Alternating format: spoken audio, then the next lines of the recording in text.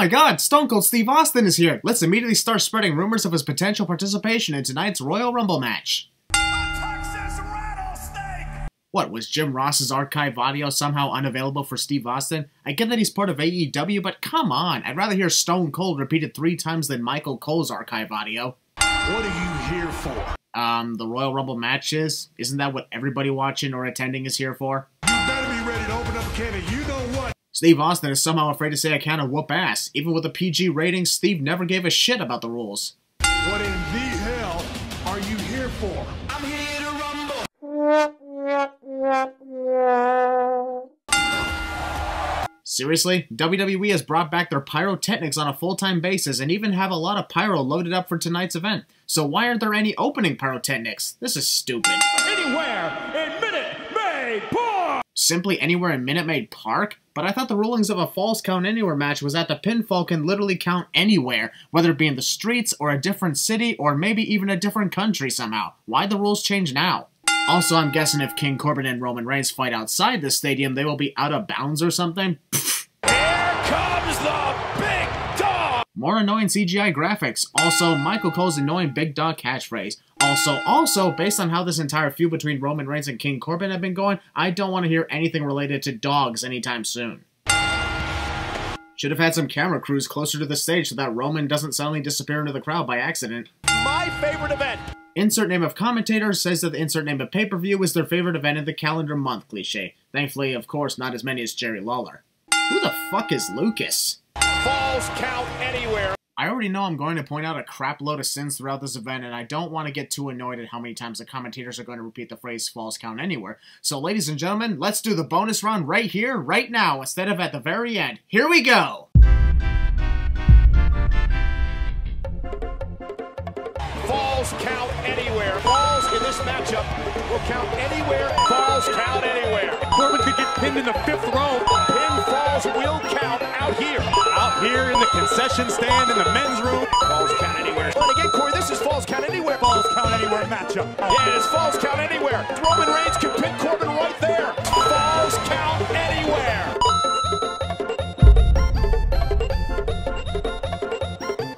Minute Maid Park may be reduced to rubble. It's going to take more than 2 wrestlers fighting all over the place to reduce an entire stadium to rubble, Corey. Not even an ECW mixed with CZW mixed with Kenny Omega versus John Moxley's unsanctioned fight could reduce this entire stadium to rubble. Just saying. Also, if this stadium was reduced to rubble, we'd be looking at a shitload of lawsuits and over 40,000 funerals.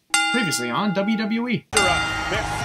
Roman Reigns decides to go on a rampage and starts assaulting people who I guarantee will be future WWE champions. There are no disqualifications, there are no... In case the term falls count anywhere wasn't blatantly obvious to you. Foremost, get out of there, King! Oh, shut up, Corey. Most improved superstar in WWE.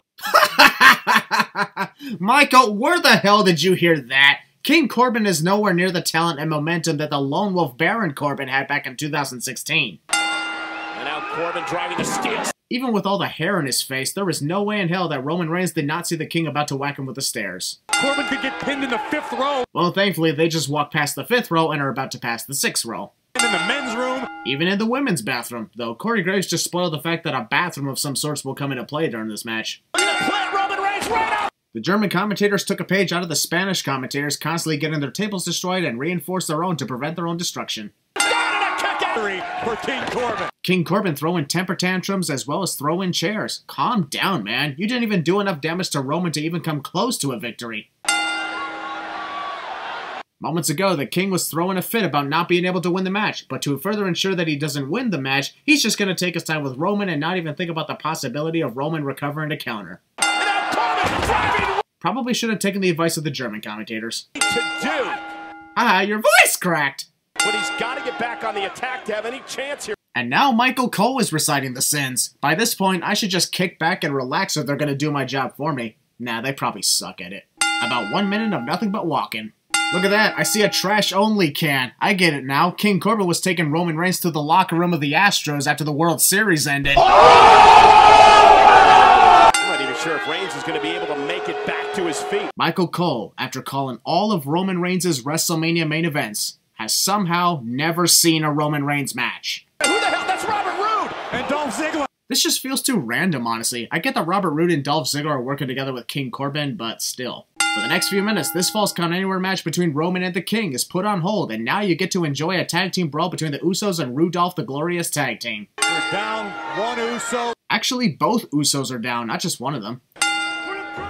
And let's make sure I yell that loud enough so that he can counter, too. It's a flawless and glorious plan. Jey Uso at the moment. Oh my God! Now that is an awesome and out-of-nowhere moment, the way Jimmy Uso suddenly appeared to take down Rudolph. Where the hell did Jimmy Uso come from? What do you think, Corey? Sorry, kid, not your time to shine just yet. Keep following your dreams, though, and you just might make it here. Why the fuck are there freaking outhouses in the middle of a baseball field for a wrestling event? Are the bathrooms in this stadium not functioning properly or something? And this is a question to all who were attending the show near those outhouses. Was anyone actually using them throughout this show? I would have removed a lot of sins right here, right now, if R-Truth was in that exact outhouse during the moment Roman Reigns opened it, or any hilarious comic relief character. That would have been fucking hilarious. King Corbin, much like this entire rivalry itself, has been thrown into the shitter. Oh, well, the King can sit on his throne. Haha, fuck you. No! Not gonna lie, I laughed at the fans chanting holy shit at the most appropriate time for a holy shit chant. Okay, I call bullshit on this. At least when Kevin Owens was thrown out of the outhouse by Braun Strowman that one time, he had that blue shit liquid all over him, whereas King Corbin is still sparkling clean upon getting overturned inside this outhouse. Really takes away the dramatic effect. Really soft and not so effective chair shots.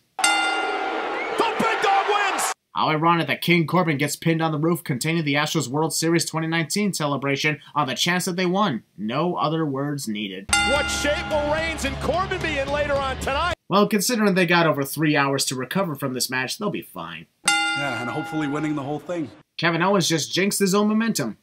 Last Monday, and it's every man for... Wow, the production crew is addicted to Kevin Owens by cutting him off and showing a different segment instead. Careful, you just might give the commentators the stupid idea of reminding the audience about how the Royal Rumble match is every person for themselves. I'll throw myself over the top rope and let my 2 feet hit the ground. Sonya Deville is a fucking idiot if that's the case. I'll be honest, if I competed in a Royal Rumble match and it came down to myself and someone I'm very close with, I still would not hesitate to throw them out. It's nothing personal, just business. Also, foreshadowing that Sonya is the cause of Mandy Rose's elimination tonight. Quit spoiling things. It is time for the Women's Royal Rumble match, so let's zoom in on Sasha Banks' related signs despite the fact that she's not even present at the stadium tonight. After many years of saying the winner of the Royal Rumble will main event WrestleMania when it ultimately doesn't even happen, WWE finally changed the last rule by stating the winner gets a title match at WrestleMania. Much better.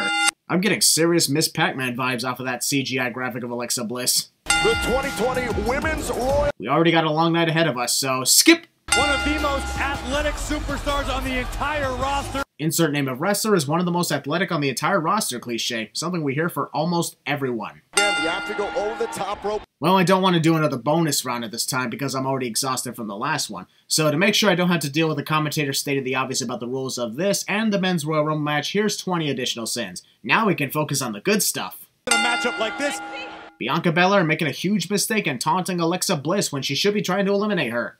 fire that is Alexa Bliss, Whoa. but... What the hell is Alexa shocked at? She turns around, Bianca is simply staring at her, and that's enough to shock Alexa? The hell? Come on down! This isn't The Price is Right, Jerry. Also, I think the audio technicians were fast asleep and had to be woken up because the countdown was finished. Oh crap, no sleeping on the job! I'm always happy to see the mighty Molly Holly, but really? We're seriously that low on women's wrestlers on all 4 brands? Also, what happened to the Iconics? You know, those 2 Australian females who were once the tag team... Yeah, I forgot them too. Also, it'd be cool to see Molly back if we hadn't already seen her compete in the first Women's Royal Rumble and that Battle Royal at Evolution. Bianca Belair right there. Mighty Molly tried to eliminate Alexa, but failed to realize she was trying to throw her between the top and middle rope instead of over the top like she's supposed to. Oh, a double clothesline. Aha, you tripped. Mighty Molly making a huge mistake and instead of the top rope when both her opponents are still relatively fresh in this match. Goddess becomes her friend. I get that wrestlers like to run to the ring, but when you're in a baseball stadium and the walk to the ring is super long, you should really conserve your energy. Otherwise, you'll be exhausted just running to the ring. And now Belair and Mirror formations. Belair both over the top. Who are you, the best friends? Throw her over the top, Bliss. Oh, stop. Not gonna happen. Corey Grace has the right idea in mind, whereas Tom Phillips and Jerry Lawler believe Alexa and Nikki Cross won't throw each other out. Reason Corey has the right idea is because partners throwing each other out is one of the most common things in Royal Rumble history. Calls this the KO. While being tossed onto Alexa, Nikki's pinning instincts kicked in and she tried to cover Alexa for the victory. Whoops. Nikki Cross and Alexa Bliss in trouble. Actually, it's only Nikki who's in trouble with being eliminated since both Bianca and Molly are completely ignoring Alexa. Cut the music! Lana and her entire boring promo. This is just as bad, if not worse, than Lacey Evans' promo at last year's Royal Rumble. Just go to the ring and shut up. Lana cheats more than the Astros sign, gets 3 sins removed, even if that's an obvious lie. Nobody cheats more than the Astros. WW Superstar! Lana accidentally reveals that she has signed with an unknown company called WW. Looks like it's another company guaranteed to put the WWE out of business. Oh wait, I'd have to be a fucking idiot who knows nothing to think that. But all of you pathetic losers! There's only one loser in the crowd on this night. Shout out to my bro, Reister Ryan, since Lana sensed your presence in the audience. Back into this matchup. Tom says that Lana is back into this match despite the fact that this is the first time Lana has entered the ring. Also, Lana in her Captain Marvel-like outfit. And just like Captain Marvel, Lana gets easily tossed away in battle like nothing. It took less than a second. Actually, it took Liv Morgan 3 seconds to eliminate Lana upon her arrival in the ring. And now Lana's being a discount Daniel Bryan. Seriously? Also, Liv Morgan is making a big mistake and simply watching Lana throwing a temper tantrum and ignoring all the other opponents behind her. Up to the top. Wrestler is eliminated by the person they already took out of the match cliche. Come on, is it too much to ask for a Royal Rumble with no cliches? Probably is. This isn't done in King. Post-elimination assault. He's gonna get down to some serious business now. Belair again still struggling with. Are you serious? Mandy Rose was watching Nikki from the moment she started whacking the canvas with her jacket and yelling for a while, and still fell for the oncoming attack? See, now that's bullshit. With how much of Mandy Rose's ass is exposed, I'm surprised Corey Graves isn't having the time of his life on commentary. Or he probably is, and he had to turn off his mic so that I wouldn't hear his moaning. We've only seen 2 eliminations. Oh! Look what you did, Tom. You just had to say that there has only been 2 eliminations in this match. You screwed Molly. Otis saving Mandy Rose like that was fucking awesome. Here are 5 sins off for a great Royal Rumble save moment. Although, where the hell did Otis come from? Was he hiding under the ring throughout the last 3 hours of this event, pre-show included? Iron Desire 2020 could be you. Candice LeRae stupidly standing around just waiting for Sonya Deville to punch her. Sonya looking for a big elimination. Part of his analogy. I don't think Nikki Cross has to worry too much about hanging on to avoid elimination, considering she was thrown through the second rope, not over the top. Mercedes Martinez, I don't think, realizes it either. This is awkward. Whoa! No fair, Sonya had a head start. Kairi Sane's attempt at a Mary Poppins impersonation. Kairi Poppins? Nah, I don't think that works at all. With literally 12 NXT entrants in this Royal Rumble match, I'm surprised people are still complaining that NXT did not have a good showing in this match, when NXT was present in the match from the beginning with Bianca Belair, all the way to the end with Shayna Baszler. Not a good showing, my ass. Big neck breaker and now eat defeat. Hey, I remember Gail Kim too. One of the many bad conflicts of competing in a Royal Rumble match with the world's longest ponytail. This is it. See what happens when you claim to not eliminate your best friend? Sonya probably should have kept her mouth shut even with Otis' save. Woman who's called herself an underdog. Dana Brooke has been literally anything below underdog. She hasn't even had a title match of any kind. How can she be an underdog? Trouble. Goodbye for coming, Candice. Can we just take a moment to applaud Bianca Belair for a hell of a performance in this Royal Rumble match? Because she surprised the living hell out of me with a record 8 eliminations. So here are 8 sins removed. Wow, very impressive.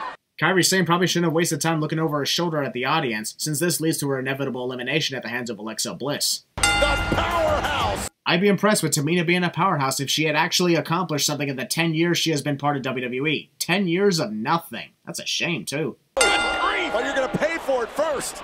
The hell was that all about? Many in the WWE universe don't even recognize me. Well, you know what they say. When someone goes from good to bad, their physical appearance changes. Thankfully not as horrible as Bayley's change. Dakota Kai. Dana Brooke fell down before Dakota Kai could even kick her down. Oh no, this match is starting to look bad. Dumps Dakota Kai to the floor. Chelsea Green makes the biggest rookie mistake in Royal Rumble match history, posing on the ropes in a premature celebration after eliminating someone. Take a wild guess what happens next.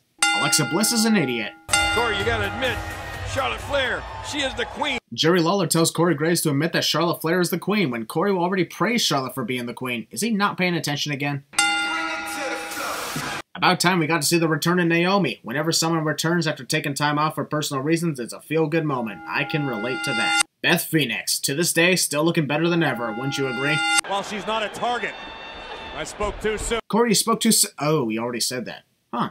Guess Corey would be great at sinning himself? I've done that nearly 400 episodes ago. In all of W. And with that hit against the LED ring post, Beth Phoenix goes through the rest of this match with a gash in the back of her head. There was so much blood she could officially qualify as a redhead.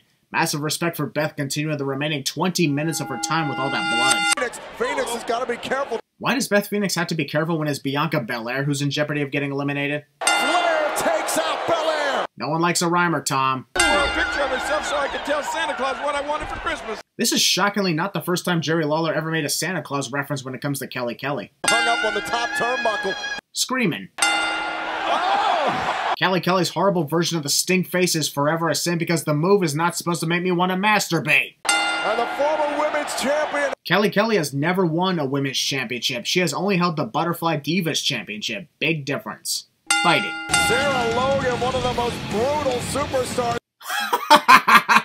Where the hell did you hear that? Not once have I ever seen Sarah Logan look anywhere near as brutal as freaking Bayley. Logan declared. Spirit 10 failed. Logan declared recently she's done wrestling. If Sarah Logan is done wrestling, then what the hell is she even doing here in the WWE, huh? That makes no sense.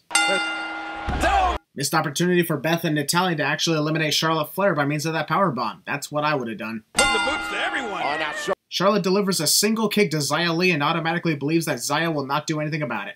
She's a very, very talented in-ring competitor. Then how can we see 5% wrestling from Zelina Vega and 95% managing if she's as talented as you claim, Corey? Naomi coming in from behind. Naomi is such an idiot. Why the hell would you prevent an elimination from someone as major a threat as Charlotte? If I were Naomi, I would have helped in the elimination attempt. Fuck. Naomi's still fighting, but Sorry, but that was nowhere near convincing enough for me to believe Naomi was in danger of being eliminated, since she ran down the stairs on her own accord after Natalya slightly nudged her. Also, John Morrison did it better. I'd be careful if I were you, Naomi. The Spanish announce table was destroyed less than an hour ago and is severely prone to destruction.